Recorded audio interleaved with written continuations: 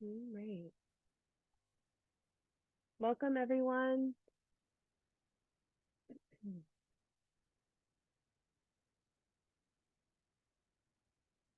So we're just going to give a minute for everyone to join us in our audience.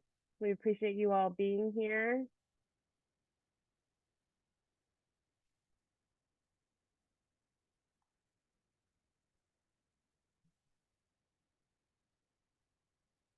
Still coming in.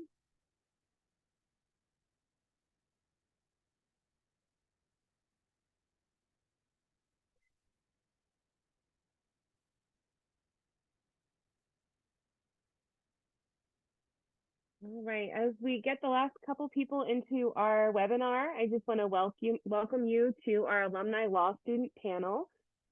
My name is Katie Wysocki, and I am the director of the Career Enrichment Network here in the College Liberal Arts.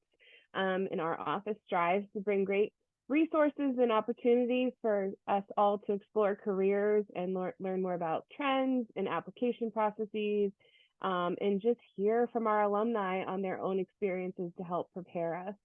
So today we have three wonderful alumni with us who are going to share their experiences in their differing years of law school, and remembering back to their time here at Penn State and how that helped prepare them and potentially great advice for all of you with us today.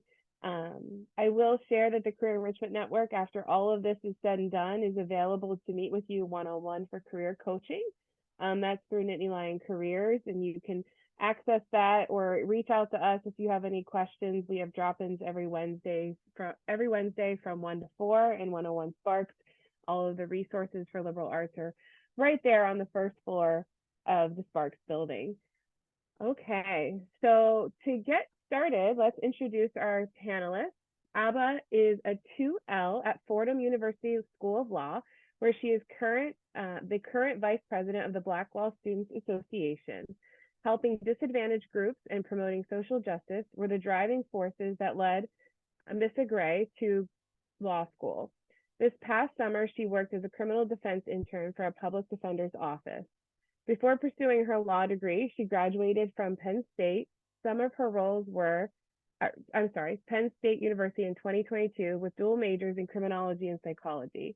While at Penn State, some of her roles were Vice President of Multicultural Undergraduate Law Association, or MULA, Psychology Teaching Assistant, interned with Penn State's Restorative Justice Initiative, and owner of Abacadabra Lashes, where she applied eyelash extensions. Ayanna Ellis is a 1L in Quinnipiac University School of Law. She has an interest in entertainment law and plans to help marginalized communities, providing them with knowledge about the law and informing them about their rights. Before pursuing her law degree, she graduated from Penn State University in 2020 with a women's gender and sexuality studies degree. While at Penn State, some of her roles were public relations manager for Student Minority Advisory and Recruitment Team, or SMART, and volunteer coordinator of a campus activity board. She currently runs a YouTube channel, iNaturals, detailing her law school journey and providing advice on all things law school. She is a current BLSA member, 1L regional representative, and a Society of Dispute Resolution Competition member. Our last panelist is Brittany Miraldi. Brittany is in her fourth and final year of law school at Elizabeth Hobbs School of Law at Pace University. Brittany is a part-time law student while working full-time as a legal services manager at a nonprofit serving victims of domestic violence. She attends classes at night and on weekends while working full-time. She worked as a paralegal before going to law school and has been working as the manager of a legal team at a nonprofit legal services firm for the past 4 years. In law school, she has an internship at a labor and employment law firm, is a member of the Honor Board and the Women's Law Association, and mentors other part-time students. Brittany graduated from Penn State in 2018 with degrees in political science and criminology. At Penn State, Brittany participated in many organizations like the Justice Association, Trilogy Thon Org, and the Liberal Arts Envoys. So welcome to our panelists. We're so excited to have you. This is one of my favorite events of the year, and hearing from our own Penn Staters just what the world of law school is like. So one of the big questions we have shared to you before starting is we're commonly asking students why? Why law school? So for all of you, we heard a little bit about it in your bio, but how did you make that decision to go to law school after Penn State? And Ayana, I'm going to start with you because you just did it the most recent, I think. Yeah, I graduated in 2020. So my path was like a little bit different. I graduated, as I said, in 2020. I took a year off to study for the LSAT and didn't receive a score that I felt was that I could use in order to go into law school. So I was working previously with Prudential, an insurance company. You're probably thinking, what is the relevance of working in insurance to the law? I learned a lot just about different laws, of course, in insurance, but I did see there was a lot of discrepancy as far as what people. So I worked in the annuities department, and I could see the discrepancies on who had it, who had access, or who even knew about those type of things.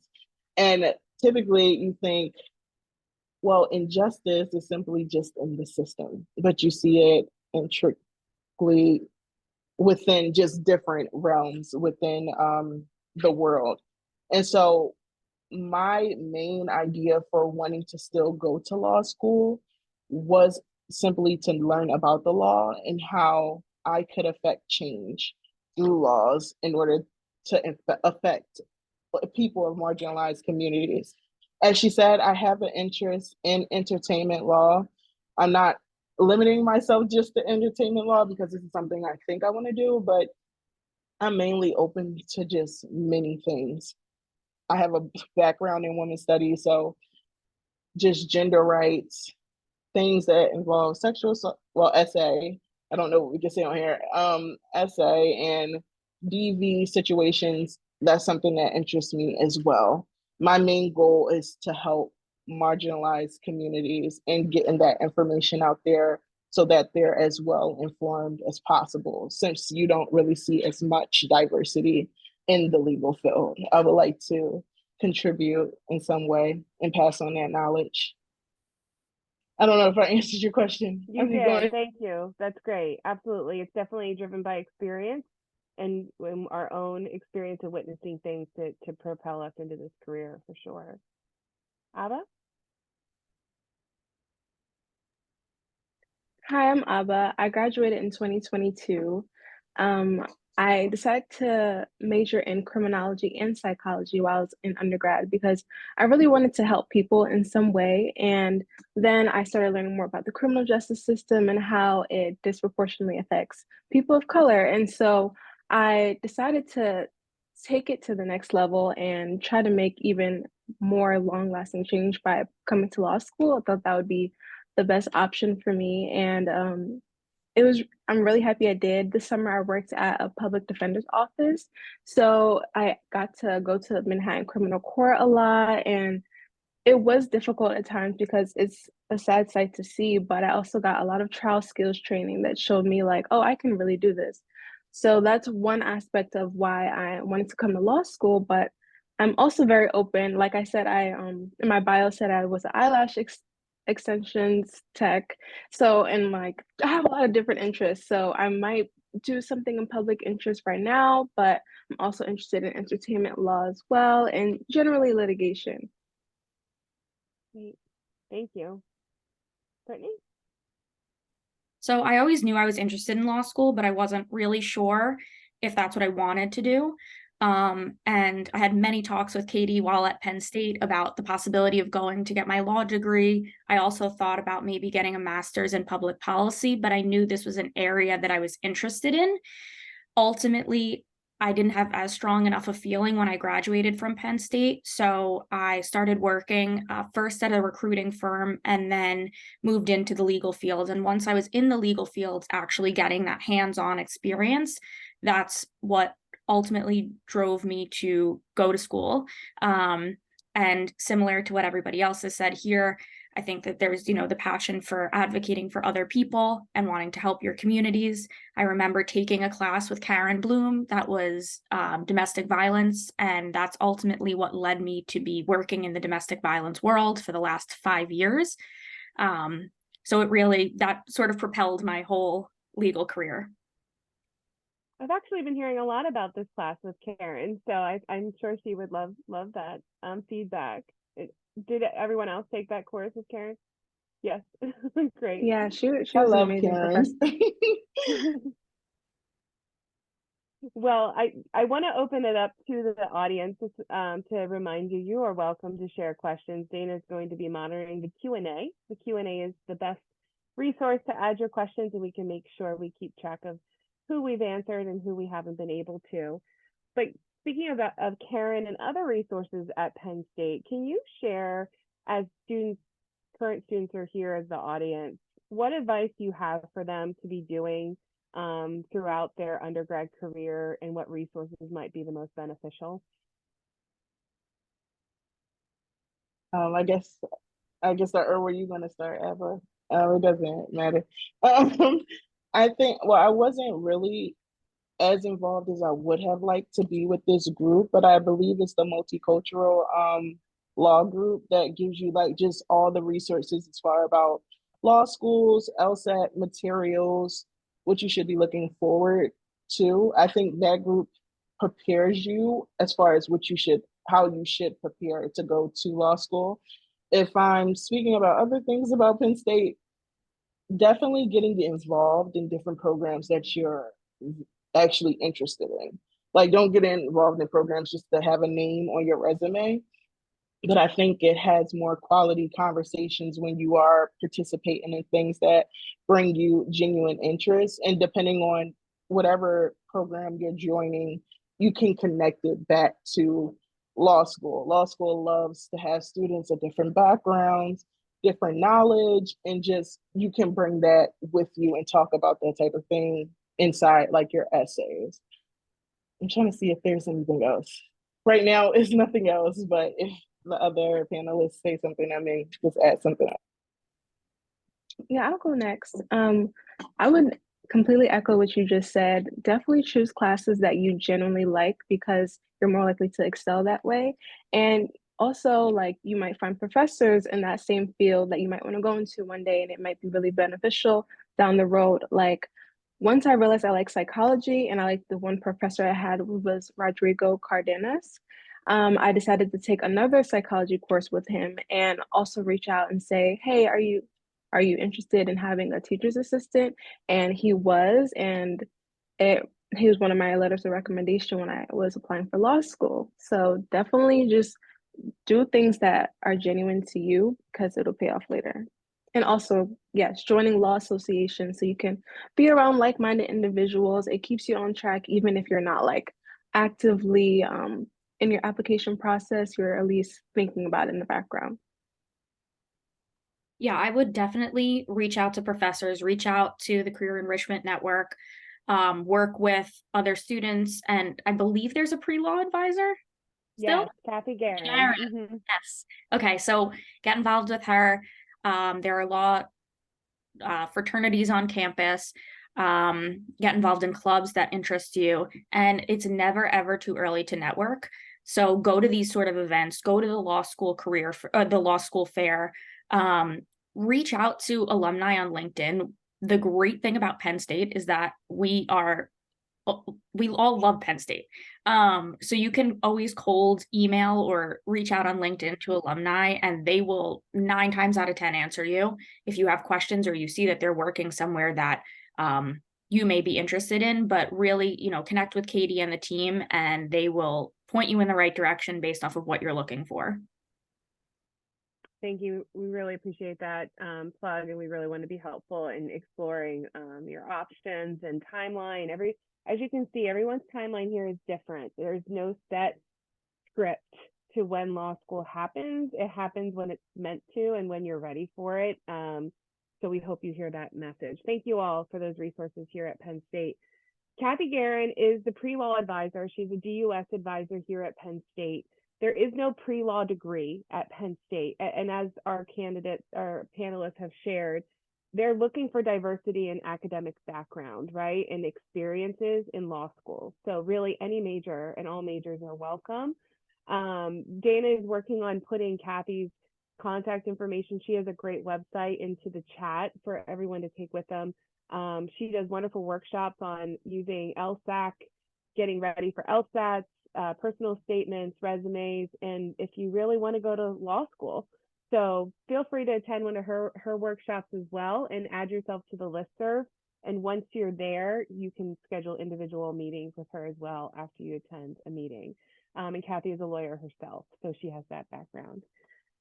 Okay, so I have some questions in the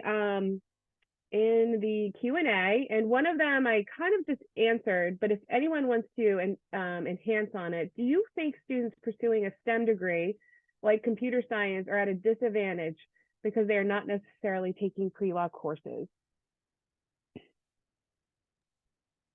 Definitely not. The one thing about law school is I actually have a classmate who is from a STEM background. He said he performed well on the MCAT and still decided to come to law school. And I think the main thing to think about is when you come to law school, we're all on just the same level playing field of you may have people in your family who know about law and try to tell you about it, but we are all literally learning law for the first time, how to contextualize it in our brains. And we may tell like little stories about like our backgrounds or whatever the case may be, but still, I feel like no matter what your degree is, I don't think it's going to disadvantage you. I feel like if anything, it's going to bring more to you to be able to see what techniques you use from your degree in order to learn and how you grasp the material in general. I agree with that. And I don't think that there's any favorable degree to have because when you come into law school, you're pretty much learning it. Law is completely different than anything you've ever learned before. So you're going to be starting from scratch, as was said. But I will say that if you are in a STEM focused area, that you'd want to get exposure if you can before law school to any writing classes, because those are stronger obviously in the liberal arts degrees. So I would expose yourself to maybe some writing workshops or something like that, because your writing and your reading ability is really what you're going to need to hone in on when you're in law school. So if that's not your core curriculum, definitely see if you can get some experience in that. Good point. Okay.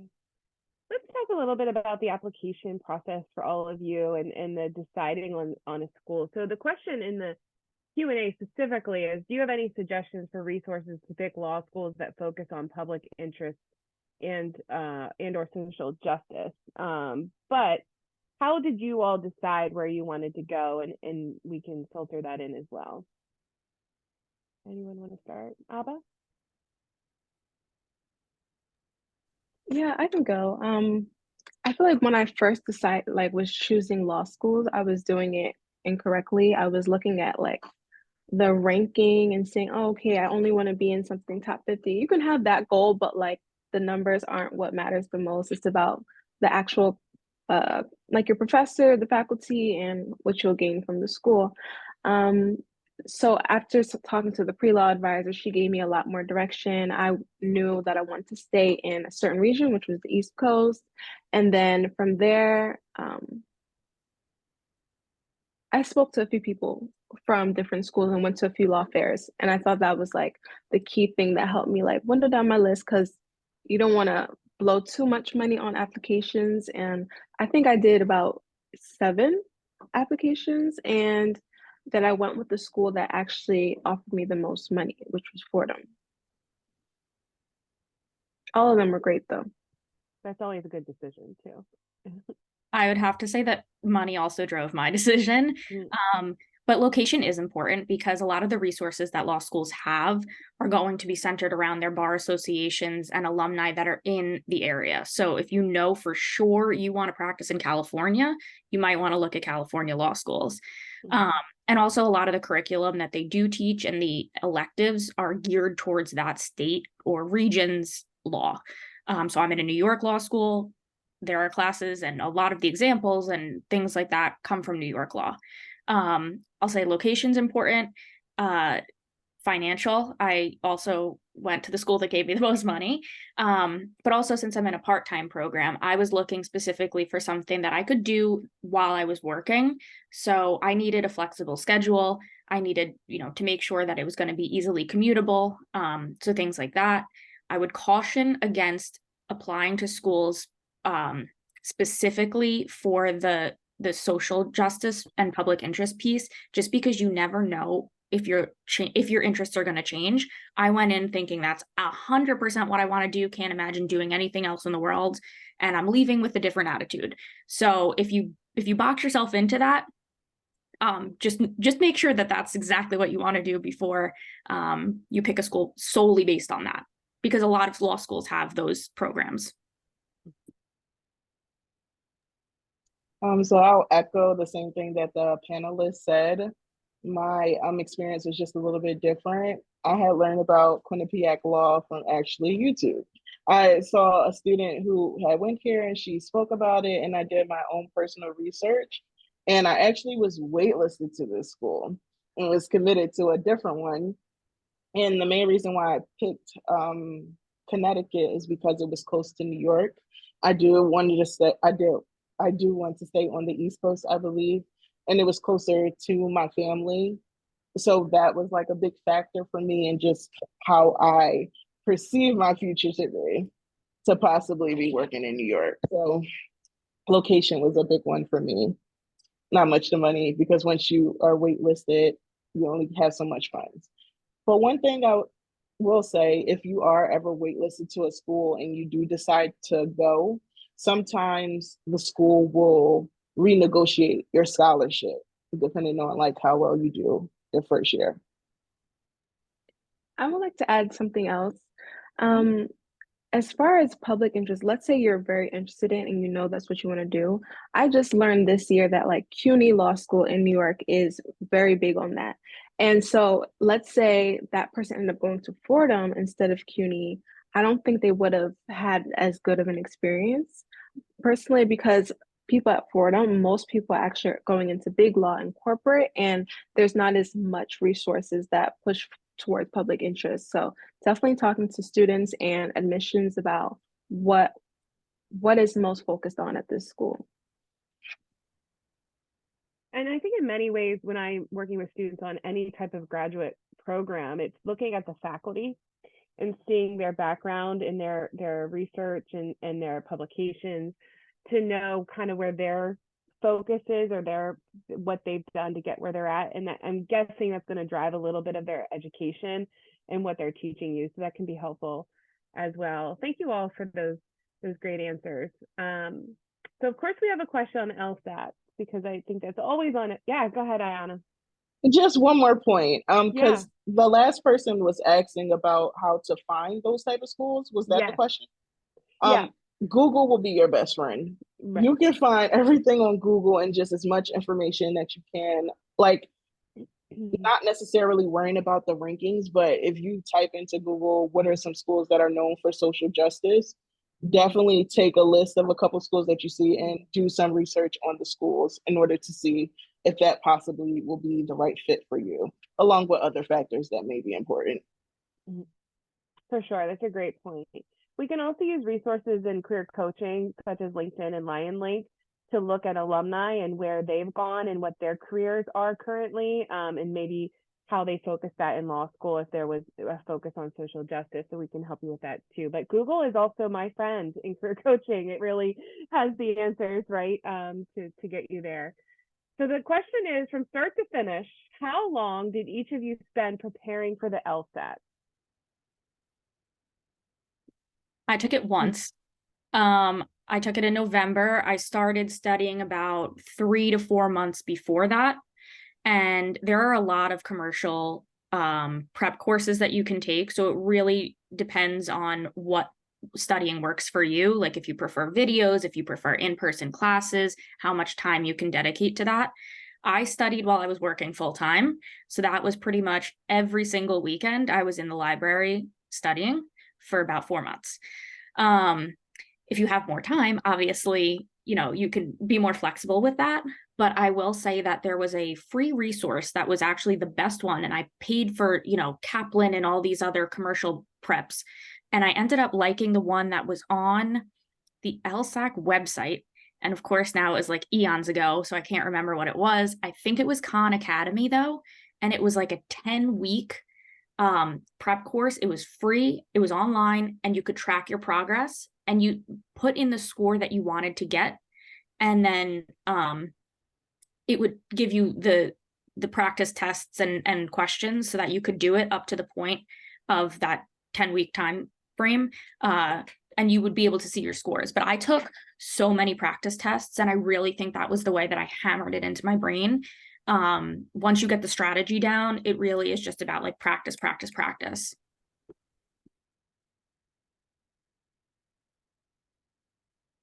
I studied for about 3 months. I think I started in like June and took it mid-August. I didn't do much at all that summer. It was just studying for the LSAT. I knew I wasn't the type of person who could self-study. It wasn't going to work, so I had to do a program. I did Blueprint. I think it was really helpful. It helped my score go up about 10 points. Still ended up with a pretty average score, but balancing the other things in my application, such as like my personal statement and my GPA, I was still able to get into a good school. And So my experience was so different. Kudos to y'all. 3 to 4 months. That was not enough time for me. I took the LSAT actually 3 times. The first time I studied for about 3 months. That did not work for me. I used the Power School books trying to self-study.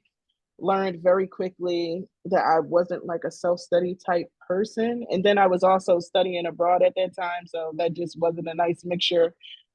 Studied again the second time with Blueprint actually. And I feel like I'm gonna take some accountability. I was working full time, over 40 hours a week, along with trying to do that program. And I would say consistently for 3 months in between that time, and then did not get the score that I needed because I didn't do what I needed to.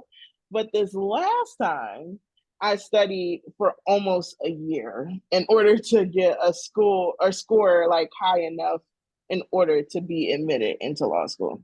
It just shows you there's like different ranges, whatever you can afford, because sometimes you can't afford a program. My last time I did use LSAT Demon, it was very helpful for me. If any of you are like prepping for the LSAT, if you have a LSAT fee waiver, some programs will give you a discount if you do have a fee waiver. With LSAT Demon, they have like different plans where you pay monthly rather than like just this big sum of money. And so if you can't afford it anymore, then you could just stop. Whatever works for you. But yeah. it sounds like all of you were using some kind of prep though, or some kind of organized resource to help you study and kind of for accountability a bit through the process. Did anyone take it online? Post pandemic, it's looking a little different. No, Brittany, you didn't. I took it once in person and the other 2 times online. So the Flex LSAT. Okay. Any advice on that on your own? Well, on your own as far as like testing online. Yeah. Mm-hmm. Sometimes, not to scare anybody, you may have technical difficulties because this is like so nuanced in trying to take the test, but don't stress about it. They're not going to dock you for not starting on time because you're having technical difficulties. If anything, they're trying to help you in order to be able to take the test. But I feel like they also, I think, reimburse you if you can get like a hotel room and you need that space of just silence if you don't have it at home. So definitely look at the LSAC website to see if they're still doing that. But for the most part, the last time I took it, I was having a lot of technical difficulties, but it eventually worked out in the end where I was able to take it in a quiet place. And they will have you like put the computer all around the room just to make sure you are not cheating. They are definitely very serious about that. They'll check your glasses if you have glasses to make sure it's no spy gadget. or nothing. It's a very serious thing. So, but for the most part, it was fine. Yeah, I agree. No complaints. I think it might have been better for me to have a quiet space rather than in a room full of other people. I will say for our current students that are getting ready or planning to take the LSAT on, if you're taking it online, Penn State Career Services has interview rooms that can also be used for, they can be used for online interviews. So if you have a scheduled interview online and you don't want to do it with your roommate in the room, or the LSAT or this kind of situation, then you would just either stop in at the Bank of America Career Service Center over by the pools, or you could call and see if you can get that space to do it. I think the timing needs to be in the 8 to 5 realm when they're open, but it could be an opportunity for you as well. With the application process, so we work with students a lot with the personal statements and giving advice on the letters, the references. Any other additional advice you just would love to share about the application itself or navigating LSAC?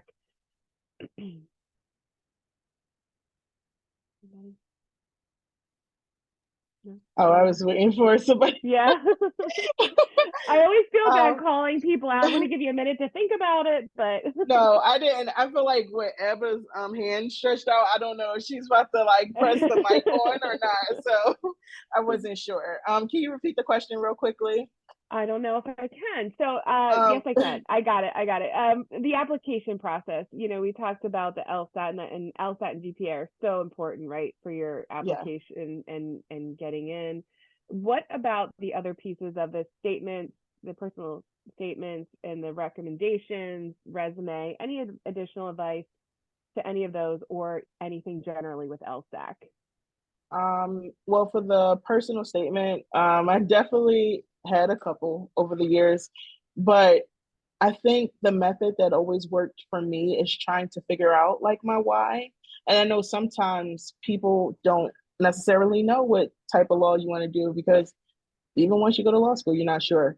But I try to um, own on like, okay, well, what has kept my interest if it has been for a certain amount of time, even if you don't have a specific type of law. Well, what do you want your main, I guess, your main goal or your main outcome of going to law school? What do you think you can gain? Or even talking about, obviously, do not regurgitate your whole resume. They do not want that.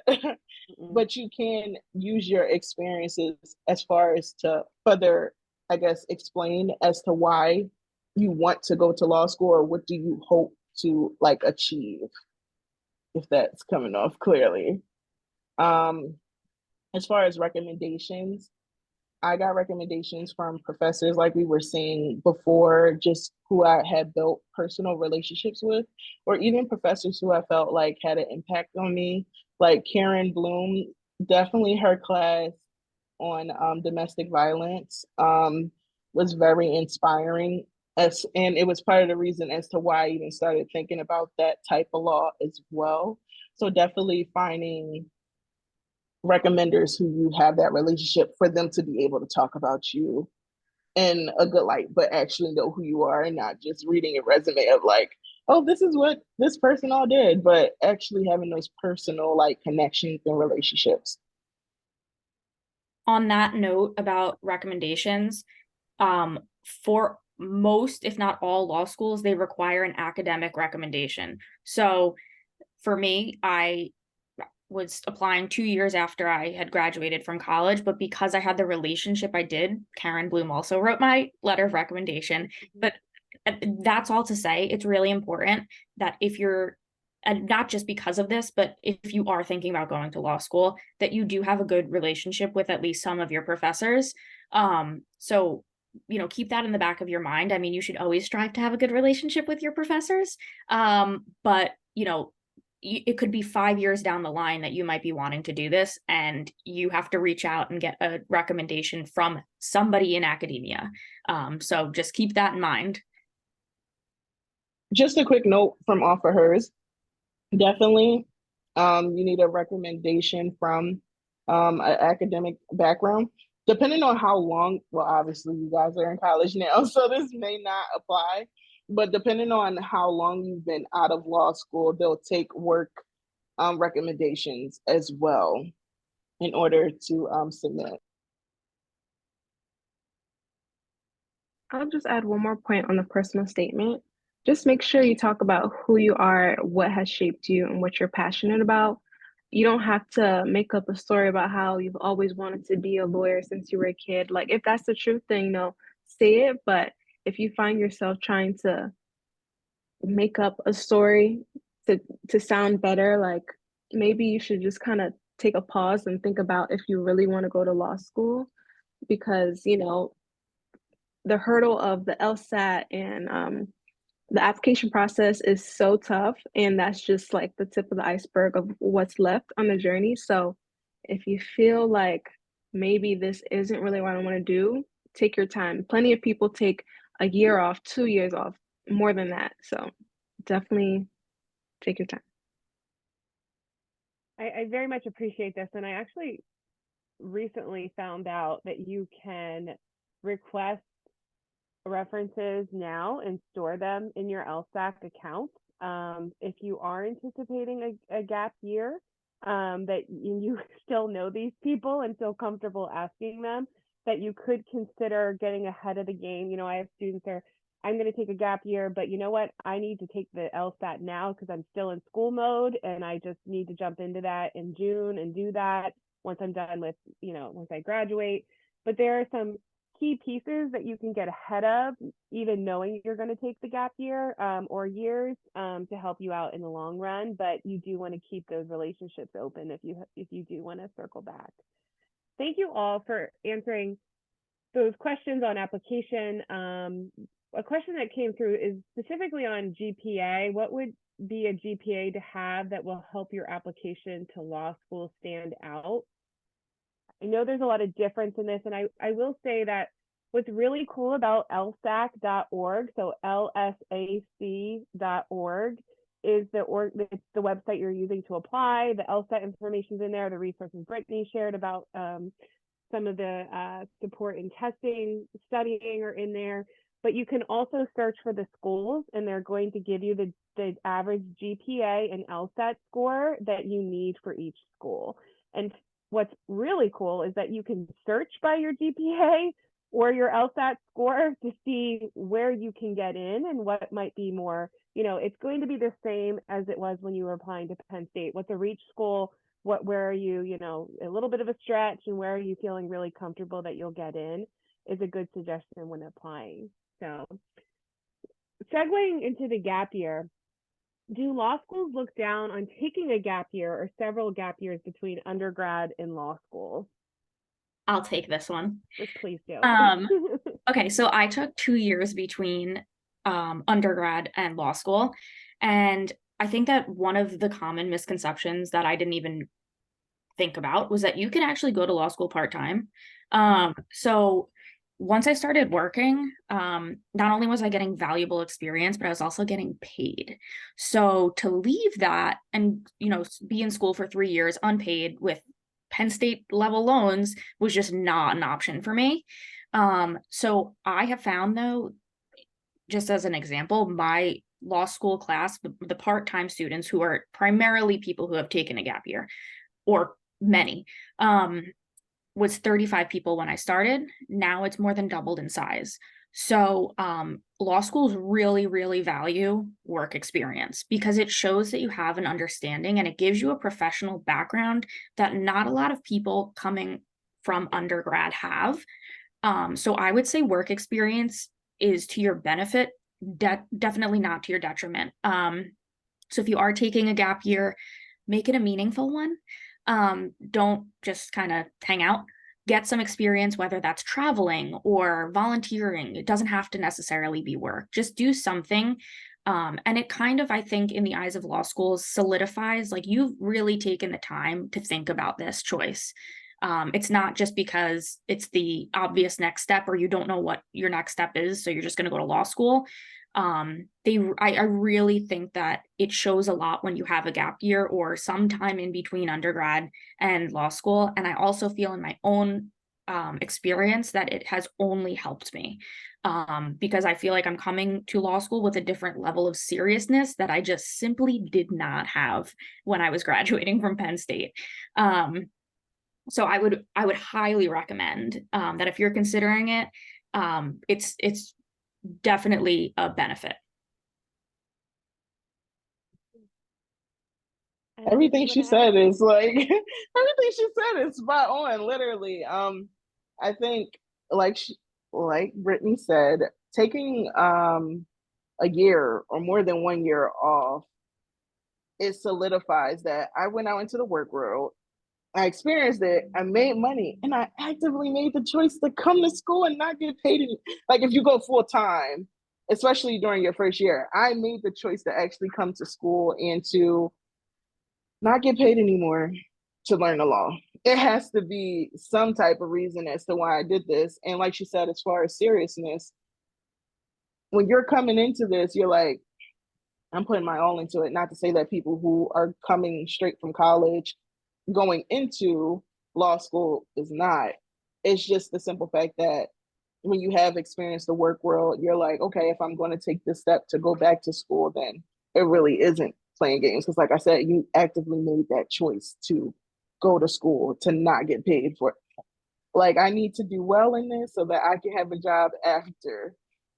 That's what people are fighting for towards the end, to have a employment at the end. But definitely taking gap years, if anything, you'll see in your classmates, not because I know she said that she's an evening student, but also daytime students. There's whole parents here. There's people who have had careers and still managed to come back to law school, and in different careers that you probably wouldn't have thought. They'd be like, oh, you're going to law school?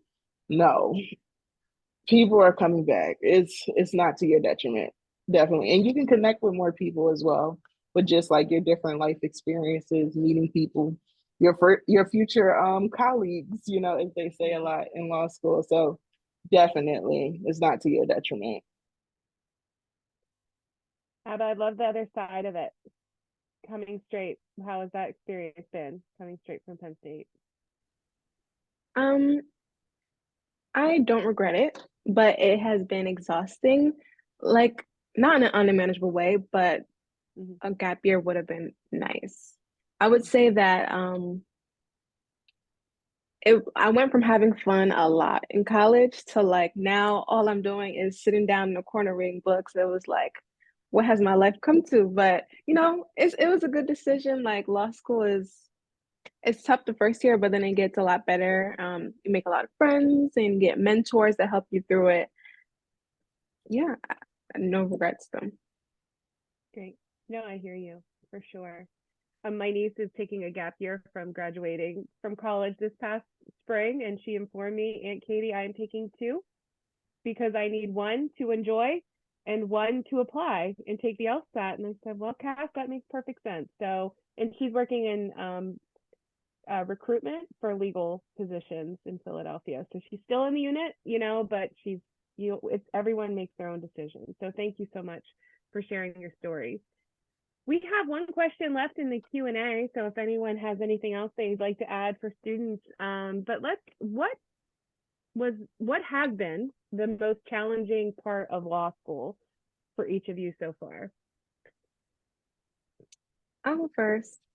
I would say my first semester, I didn't know how to study, how to even read a case, because there's just a lot in each and every one of your classes. And it's like, do I read this from front to back? When I get to class, I'm still confused. I thought I spent so much time, but it's like, it really takes a while to get used to it and using your time more wisely.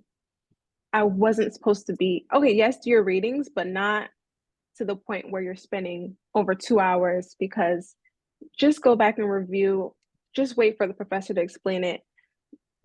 Don't waste time on that aspect. And then also your professors, or at least mine, weren't really talking about the exam that much.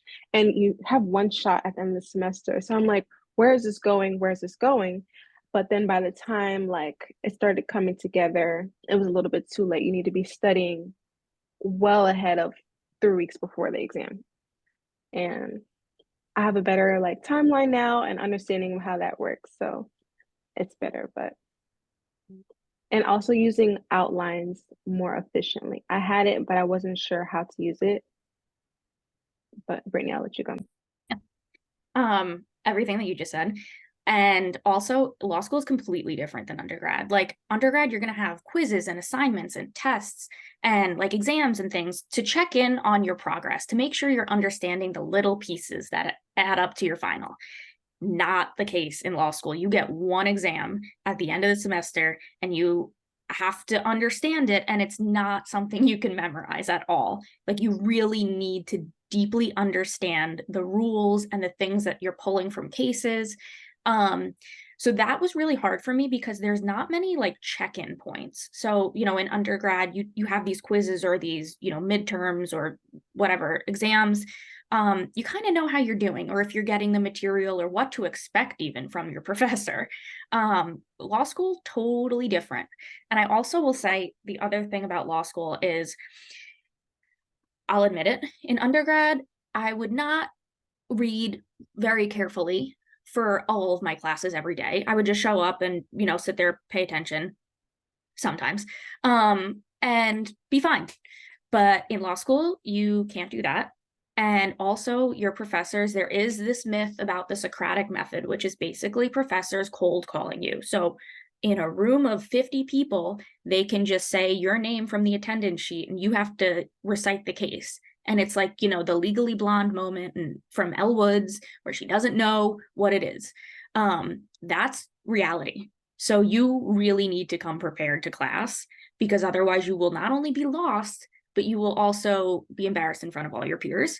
So that was just it was a very difficult transition from how I studied in undergrad to how I studied and prepared for class and the exam in law school. It's a completely different beast, which is kind of good though too, because you really like, you can forget everything that you know and you'll be fine. You'll find what works for you.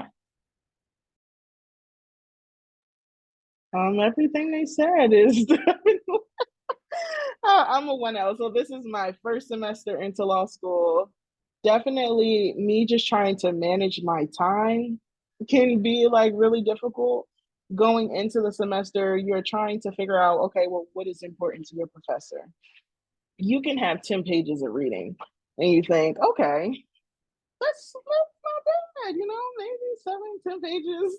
And then once you're getting into reading, you're like, no way I've been reading for no 2 hours. It just doesn't make sense. And then like people are telling you, like upperclassmen, they're telling you like, oh, it's gonna get faster. And then you're just like still waiting for when is it gonna get faster? Like what is the antidote to this? Because it's just not like, it's not doing what it needs to. So I guess it's this thing of trying to learn. And unless you have like a lot of resources of how to do it, you're trying to figure it out on your own, what works for you, because people can give you advice of what they did and how it worked out for them, but you're still yourself. You're trying to figure out, okay, it's taking me 2 hours or 3 hours to do reading case briefs. Not even going to go down a rabbit hole of case briefs, but like she said, actually, she explained it pretty well. Just a breakdown of the case, a summary of what you read to make sure that you understand it in order to use it during class. But and when you're trying to understand the material itself and you're reading and you're trying to put it in words of what it means, then you go to class and the professor is talking to you and he's getting different conclusions than what you got, and you're like, did we read the same case? So definitely just like this thing of like time management and trying to pinpoint what's important, especially for the exam, because you only have one exam, with the exception of midterms. Sometimes not all professors are going to give you midterms. So it's I know that sounds very scary, but I feel like it's working out. My professors for the most part are very nice, and definitely you can ask questions in order to help you. But I would say one of the most difficult things is trying to read in enough time so that you're using your time wisely, because you do have other assignments as well. It's not just one class, but you got 5 classes. So definitely. Similar to Penn State, are there resources available to you as a student in law school for studying or tutoring, or are you really, you're figuring this out on your own? Yeah. So I have resources from my school right now. I'm not sure if Penn State, I know Kathy Guerin, she's like always willing to help and give advice. I definitely could reach out to her. But I know my school has this bank where they have like outlines, and also they have like case briefs to show you how it should be structured or what you should be taking from each cases. They have each case inside the book of all the case briefs and your general consensus, but you should be able to understand it for yourself and not like depending on these supplements to teach you everything. So I'm not sure. Maybe I have to reach out to Kathy to see if she has ones as well. I'm pretty sure she probably has resources. I think, Yeah. sorry. I was just gonna say, I'm curious what your law schools have too. For Yeah, those resources. I think it depends on the law school. All law schools have something though. So like it really just depends how they structure it. There are independent tutors. There are, similar to teaching assistants in a lot of classes, upper level students that you connect with will have resources for you. There are commercial outlines and guides that you can use. The schools, most of them, if not all, have counseling services, so you can come and talk to them, career networks that you can connect with. A lot of the schools, based off of their region, are connected to bar associations, which are just groups of lawyers. So you can reach out to those connections. There's one other thing that I was going to say, but now I can't remember it. But if it comes back to me, I will unmute again. At Fordham, I think when it's like 1 month until the end of the semester, they started having like these weekly, on Saturdays, they would have a tutor for one of your classes. It would alternate. It wasn't that utilized because it was just like a student sitting there and was like, oh, you have questions. It just wasn't like the best environment. And like you don't really know what to ask. Sometimes you just be generally confused. So that was one thing. But if you don't do well your first semester, I think it's like if you get a 3, less than a 3.0, then you're assigned a tutor. And then they give you more resources from there. I think you check in with them once a week. And then also, if you're part of certain student groups, I know there's one at my school called Real, then they're all assigned tutors like right out the gate, which was a blessing for them, but not everyone had the opportunity. I know what I was going to say. Oh, sorry. Oh, go ahead. You just remembered. I have to go because I'll lose my thought again. Also, something that I didn't utilize at Penn State in undergrad was working with other students while I studied. And that's actually really helpful when you're in law school, because similar to what the other girls have been saying, like you may read a case and get a completely different read on it. And you might be wrong, but somebody else read it and they maybe understood something or they picked up something that you didn't. So I was a solo studier all throughout my undergrad, didn't work in study groups, anything like that. But your peers are really a resource when you're in law school, because you kind of become like a little tribe because you're all suffering together in some way, and you're all struggling through the material. So it's nice to have other people to just talk through things with. And that was something that I didn't expect coming into law school. I thought it was a very siloed way of studying. People think that it's very competitive, and I'm sure it is in some areas. But your peers really are a resource when you are in law school. That's very comforting to hear. Go ahead, Ayana. I'm sorry. Oh, sorry. You had. Yep. I was gonna, Eva, she reminded me, we definitely do have an academic support director. He hosts like Tuesday meetings just about like our different topics that we're learning in school, and kind of like what she was saying as far as kind of unproductive in the sense of he's asking us what do we have questions about, and it's just like, well, the law in general, that's what I have questions about. But it's like, okay, be specific. Sometimes he gives like practice fact pattern in order to help you prepare for your final exam at the end of the semester. And also with Quinnipiac, they assign us mentors. So when I first came in here, I have a student mentor and I have a faculty mentor. So anytime I have questions, I can ask them. And also I'm a part of BALSA, which is the Black Law Student Association. And they have like outline banks, and they are definitely there to help you. Any questions you have, I literally was just talking to a BALSA member and they was like, I will show you my outline. I had your professor. Let's talk about it. I'll go through answer a problem with you and let's see how you answer it. Because that's why we have people, the upperclassmen, they have experience with you, experience, and they're here to help. Well, just everybody is so friendly in law school. Well, in my law school, can't attest for everybody, but they've been pretty friendly to me. Well, that is wonderful to hear. And I think in the long run, the law schools individually want all of their students to succeed, right? They selected you to be there and to be a part of their cohort and future alum. So that's wonderful to know that there is some help in this very difficult 3 years at times to navigate. We are getting close to the end of our time together, and you guys have been so awesome in sharing wonderful advice and your own experiences. Is there anything else you'd like to share for our students who are considering law school or currently applying? Take your time with this decision. Law school will always be there. And there are different ways that you can do it that you may not even have thought were possible, like for instance, going part-time at night.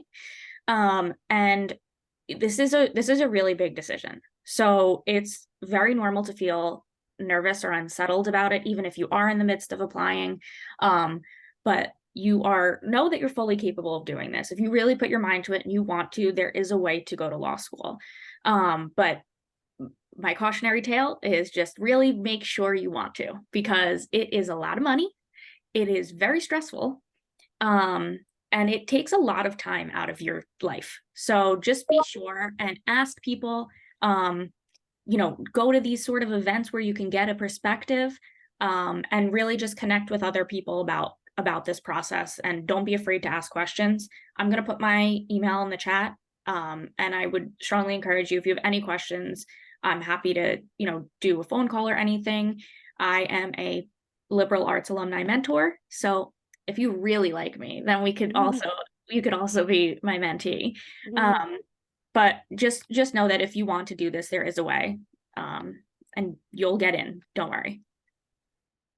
Yeah, you've absolutely got this.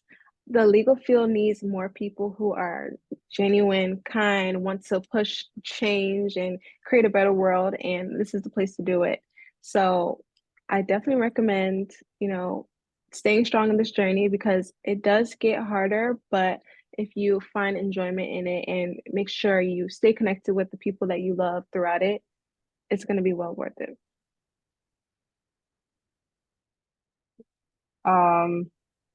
Two things.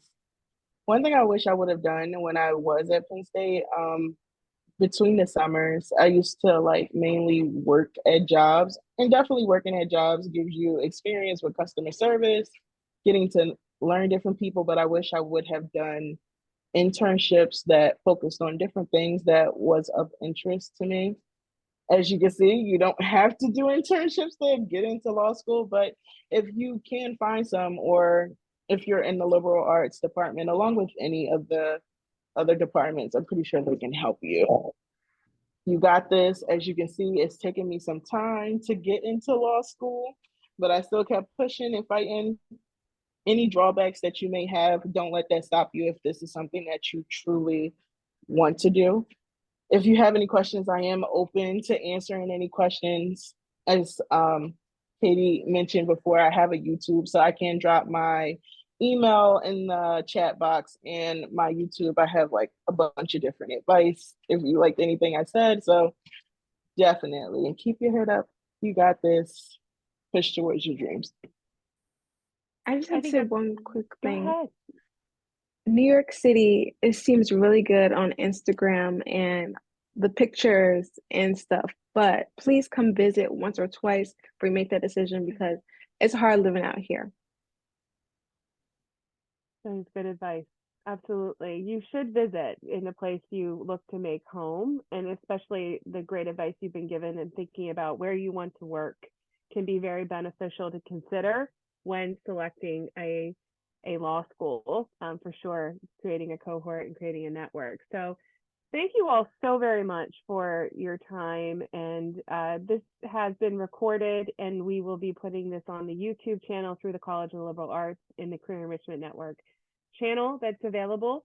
If you have any questions, remember there are lots of resources here now to help you decide and apply and consider gap year options in the meantime, and build your resume and mock interviews, and that comes in the Liberal Arts Career Enrichment Network. If you're joining us from another academic college, the Bank of America Career Service Center also has career coaching appointments, as well as many academic colleges across campus, because Penn State also wants you to succeed and have a return on your investment here of your education. So take advantage of those resources. So I am going to stop recording.